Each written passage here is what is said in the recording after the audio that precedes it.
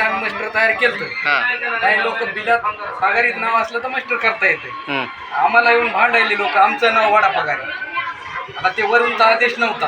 गट शिक्षण अधिकारी फक्त काय म्हणला, शिक्षण पगारी करण्यापुरता मला अधिकार आहे. तुमच्या मास्टरला संस्था नसल्यामुळे कुणाचं नाव घ्यायचे माझ्या अधिकारात नाही. म्हणून मास्टर काय झालं, मग कॅन्सल केलं.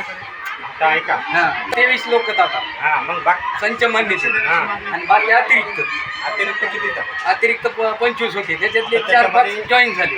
इंग्रजी आणि संस्कृत आणि गणिताचे शिक्षक काय येत नाही. तुम्ही काय करायला मी तर शिक्षक. मग हे मुख्याध्यापक ना ते ठरविते.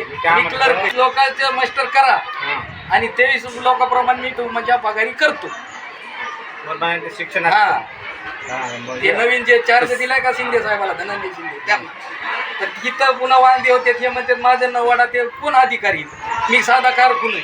मी जर कोणी एखाद्याचं नाव उडतं मला मारायलेत लोक. माझा अधिकारात नाही ना ते. मग सध्या किती शिक्षक आहेत?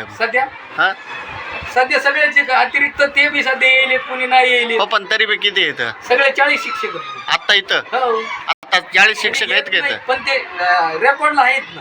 हो, रेकॉर्डला आहेत. पण इथं शाळेत किती येतात ते आता त्यांना माहिती. येत असं देते मी कारकून नाव सांगा देत ना. माझं काय, मी क्लर्क आहे. ऑफिस मध्ये फक्त टीसी निर्गम पालकाचं समाधान करतोय.